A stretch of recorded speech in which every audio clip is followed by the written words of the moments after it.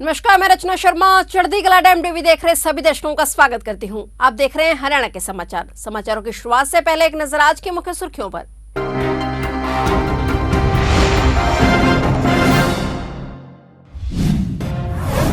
खुल गया मनोहर सरकार का पिटारा। गठबंधन सरकार का चौथा बजट हुआ पेश। 1,83,950 करोड़ रुपए रखा गया बजट। एसवाईएल पर आमने सामने नेता प्रतिपक्ष व सीएम मनोहर लाल। विधानसभा में एसवाईएल मुद्दे पर मचा बवाल।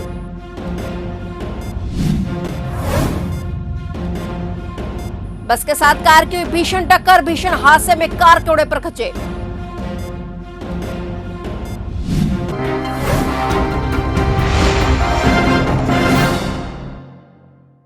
और अब समाचार विस्तार से।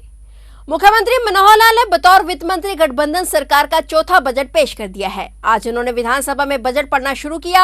सीएम ने कहा कि इस साल के बजट में भी महिलाओं और युवाओं को रोजगार देने के साथ ही कृषि क्षेत्र पर भी फोकस किया गया है। पिछले साल के 1,70 करोड़ रुपए के बजट को इस साल बढ़ाकर 1,83,950 करोड़ रुपए रखा गया है। गठबंधन सरकार के चौथे बजट में इस बार कोई नया कर नहीं लगाया गया है। बजट में बुढ़ापा पेंशन को 250 रुपए बढ़ाया गया है। अब 1 अप्रैल 2023 से सभी लाभार्थियों को पेंशन 2,750 रुपए मिलेगी। इससे पहले 2,500 रुपए पेंशन दी जाती थी।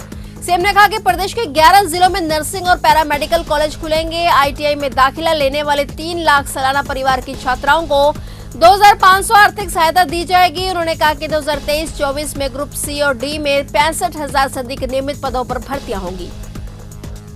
माननीय अध्यक्ष महोदय, मैं इस सम्मानित सदन के समक्ष राज्य का वर्ष 2023-24 का बजट प्रस्तुत करने जा रहा हूं। माननीय अध्यक्ष महोदय, इस सरकार का मेरा लगातार चौथा बजट और अमृतकाल की वेला में पहला बजट प्रस्तुत करते हुए मुझे बड़े गर्व का अनुभव हो रहा है। मुझे ये कहते हुए बड़े हर्ष की अनुभूति हो रही है कि हमारे माननीय प्रधानमंत्री श्री नरेंद्र मोदी जी के दूरदर्शी और प्रगतिशील नेतृत्व में और हमारे सामूहिक प्रयासों से राज्य कोविड-19 महामारी के प्रभाव को न्यूनतम रखने में सफल रहा है। विगत वर्षों में सरकार की विवेकपूर्ण नीतियों एवं वित्तीय उपायों के फलस्वरूप प्रदेश की अर्थव्यवस्था में पुनः गति आई है। मैं राज्य के निवासियों, कोविड योद्धाओं और इस कठिन समय में हमारी मदद करने वाले सभी व्यक्तियों की सेवा भावना और योगदान को नमन करता हूं। हम एक मजबूत और बेहतर समाज व राज्य बनने की ओर अग्रसर हैं। अमृत काल में प्रवेश करते समय हम अपनी उपलब्धियों को समेकित करके उसकी मजबूत नींव पर नए हरियाणा को विकास की नई बुलंदियों पर लेकर जाएंगे। माननीय अध्यक्ष महोदय, माननीय प्रधानमंत्री जी के नेतृत्व में भारत वैश्विक अर्थव्यवस्था में एक चमकते हुए सितारे के रूप में उभरा है। साथ ही हरियाणा भी राष्ट्र के आर्थिक विकास में अग्रणी भूमिका निभा रहा है। हरियाणा का भारत के सकल घरेलू उत्पाद में लगभग 3.86% का योगदान है, जो कि इसके आकार या जनसंख्या के अनुपात से कहीं अधिक है। हरियाणा के लिए ये गर्व की बात है कि वर्ष 2022-23 में जीएसडीपी विकास दर 7.1% रहने का अनुमान है। हरियाणा का एसडीजी विजन 2030 दस्तावेज राज्य के चहुमुखी विकास के लिए हमारी प्रतिबद्धता को दर्शाता है। इसमें उल्लेख है कि हमारी परिकल्पना हरियाणा को संघीय भारत की एक जीवंत, गतिशील और पुनरुत्थानशील इकाई के रूप में विकसित करना है। आज हरियाणा विधानसभा में एसवाईएल नहर के मुद्दे को लेकर नेता प्रतिपक्ष भूपेंद्र सिंह हुड्डा और मुख्यमंत्री आमने सामने आ गए। मुख्यमंत्री ने बताया कि एसवाईएल के लिए बजट में 101 करोड़ रुपए का प्रावधान है। इस पर भूपेंद्र सिंह हुड्डा ने कहा कि सुप्रीम कोर्ट के आदेशों के बावजूद सरकार एसवाईएल का निर्माण करवाने में असफल साबित हो रही है। वहीं मुख्यमंत्री ने सुप्रीम कोर्ट के आदेश पर बैठक करने का हवाला दिया तो हुड्डा ने कहा कि बैठक करने से क्या लाभ होगा, सुप्रीम कोर्ट के आदेशों की पालना नहीं होना कोर्ट की भी अवमानना है। बता दें कि एसवाईएल नहर के मुद्दे को लेकर आज नेता प्रतिपक्ष भूपेंद्र सिंह हुड्डा और सीएम मनोहर लाल विधानसभा में खूब गरजे।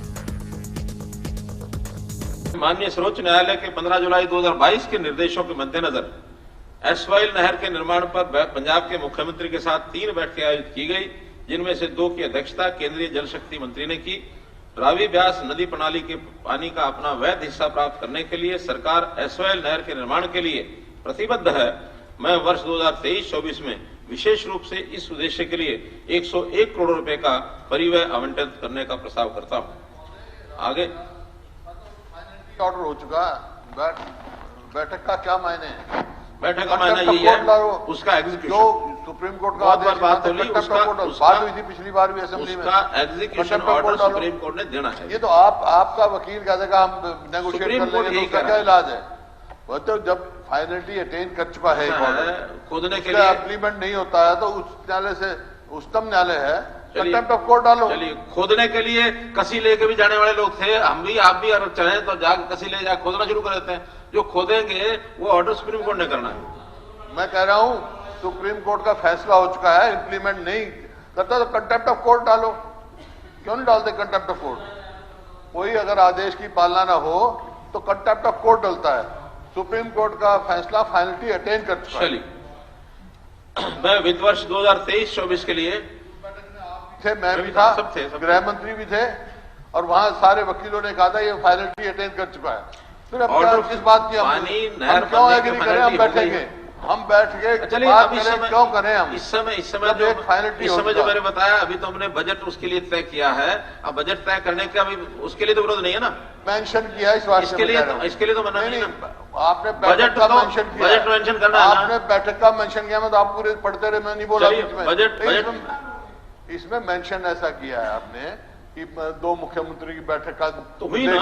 आपने कहा सुप्रीम कोर्ट के निर्देश, अभी सुप्रीम कोर्ट की तारीख लगी हुई है, वो हमारी अपनी बात है। सुप्रीम कोर्ट में तारीख लगी है, वो तो हम जेजेपी के राष्ट्रीय अध्यक्ष अजय सिंह चौटाला आज कैथल पहुंचे। इस मौके पर उन्होंने महर्षि वाल्मीकि समुदाय केंद्र में कार्यकर्ताओं की बैठक को भी संबोधित किया। अजय सिंह चौटाला ने कहा कि जेजेपी पार्टी जनता की कसौटी पर खरा उतर रही है और जनता के हित में कार्य कर रही है। उन्होंने कहा कि जेजेपी पार्टी आज गठबंधन का धर्म निभा रही है और बीजेपी के साथ मिलकर सरकार में भागीदारी निभाई जा रही है। उन्होंने कहा कि जेजेपी को इस मुकाम तक पहुंचने में कार्यकर्ताओं का योगदान रहा है, यही वजह है कि आज एक मजबूत पार्टी के रूप में उभरकर सामने आ रही है। उन्होंने कार्यकर्ताओं का आह्वान किया कि जेजेपी की हर नीति को जन जन तक पहुंचाने का काम करें, लोगों को जेजेपी की नीतियों के बारे में अवगत करवाएं।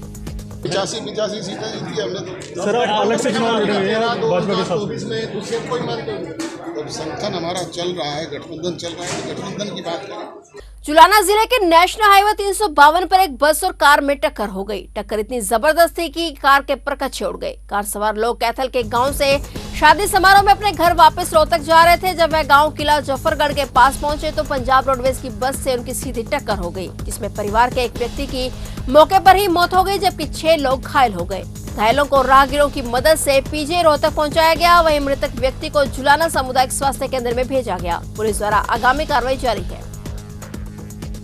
कोरोना में सूक्ष्म लघु व मध्यम उद्योग पर कस्टमर आउटलेट प्रोग्राम हुआ, जिसमें एमएसएमई मंत्रालय के निदेशक संजीव चावला ने शिरकत की। इस दौरान उन्होंने कहा कि एमएसएमई आने के बाद न सिर्फ छोटे उद्योगों के माध्यम से रोजगार पैदा हुआ है, बल्कि उद्यम रजिस्ट्रेशन पोर्टल पर भी एक वर्ष में उद्योग इकाइयों के रजिस्ट्रेशन में 100% तक की वृद्धि हुई है। संजीव चावला नई अनाज मंडी में कैनरा बैंक के कस्टमर आउटलेट प्रोग्राम में पहुंचे थे। यहाँ उद्योगों से जुड़े संचालकों को बैंक व सरकार की योजनाओं से अवगत करवाया गया। इसके साथ ही 40 उद्यमियों के 25 करोड़ के लोन स्वीकृत किए गए। स्वामी श्री अविमुक्तेश्वरानंद जी महाराज ने गौ हत्या के लिए सरकार को नहीं बल्कि जनता को कसूरवार ठहराया है। गाय हमारी माता है, न कि सरकार की माता, क्योंकि सरकार तो धर्मनिरपेक्ष है। ये कहते हुए उन्होंने जनता को ही सवालों के कटघरे में खड़ा कर दिया। स्वामी जी की माने तो जब लोग चाहेंगे तो गौ हत्या रुक जाएगी। गाय जब दूध देना छोड़ देती है तो उसे जनता ही सड़कों पर भटकने के लिए छोड़ देती है, न कि सरकार। अपने लालच की पूर्ति के लिए जनता ही गाय को कसाईयों के हवाले कर देती है। स्वामी श्री अविमुक्तेश्वरानंद जी महाराज गरोना में फुरलक रोड पर स्थित गौशाला में पहुंचे थे, जहां उन्होंने गौ माता को घास खिलाया और सेवा की। देखिए, सरकार तो जो कदम उठाएगी, असल में सरकार कौन है? जिसको आप लोग सरकार कहते हैं वो सरकार नहीं है, वो सरकार के प्रतिनिधि है, व्यवस्थापक समिति है। असली सरकार तो जनता है, और जनता की श्रद्धा अगर गाय में है तो जनता को आगे आकर के अपनी श्रद्धास्पद जो गाय है उसकी सेवा करनी चाहिए। कैसे गोहत्या कैसे रुकेगी? गोहत्या ऐसे रुकेगी कि जब जनता चाह लेगी कि गोहत्या नहीं हो तो नहीं होगी। जनता ही तो बेचती है कसाईयों को, और कौन बेचता है? सरकार बेचती है।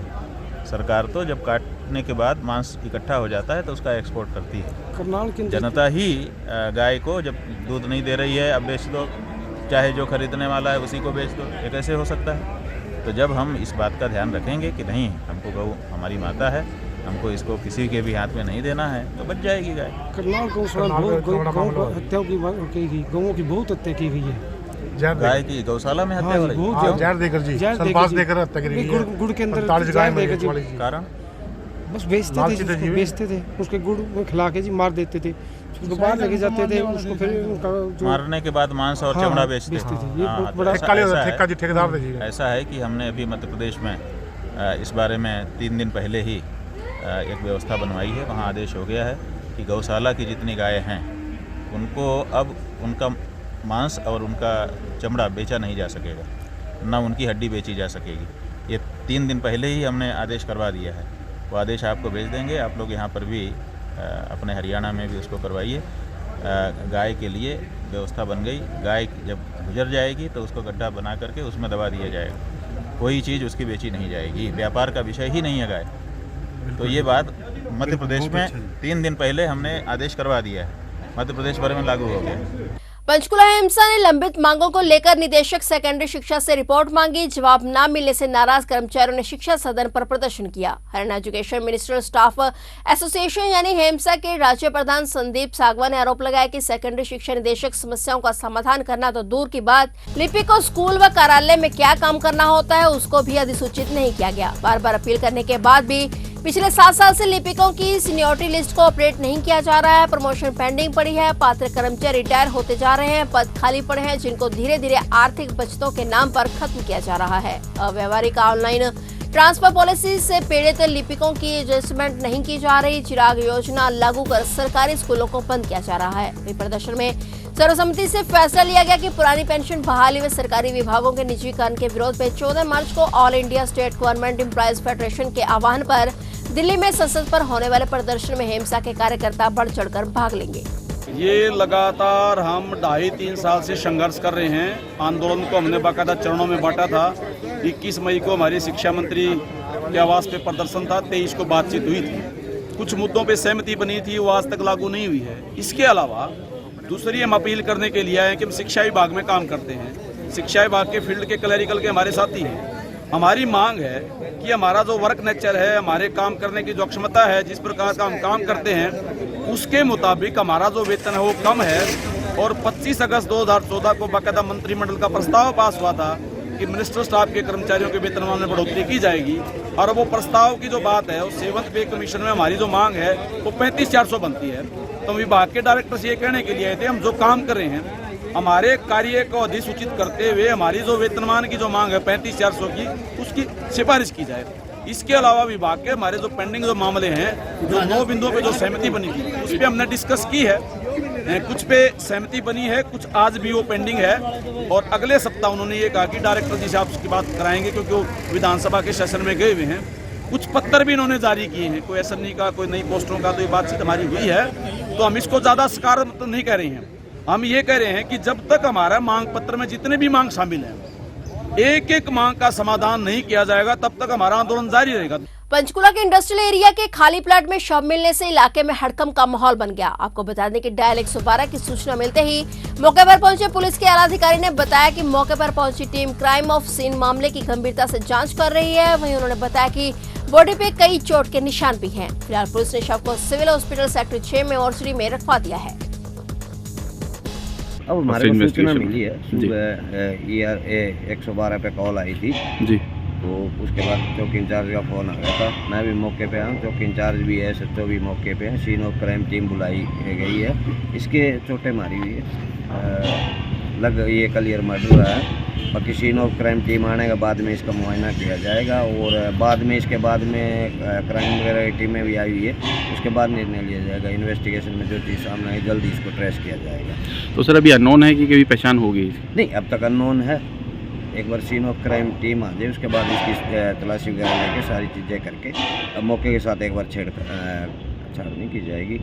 क्यों कई एविडेंस है वो कलेक्ट करनी है, तो उसके बाद ही आपको बता दिया जाएगा इसका क्या नाम है। कि ये लगभग लग रही है 30 साल की एज है इसकी, उसके बाद क्लियर हो जाएगी। तो ये थे हरियाणा के समाचार और नए समाचारों के साथ फिर से हाजिर होंगे। तब तक के लिए देखते रहिए चढ़ती कला टाइम टीवी।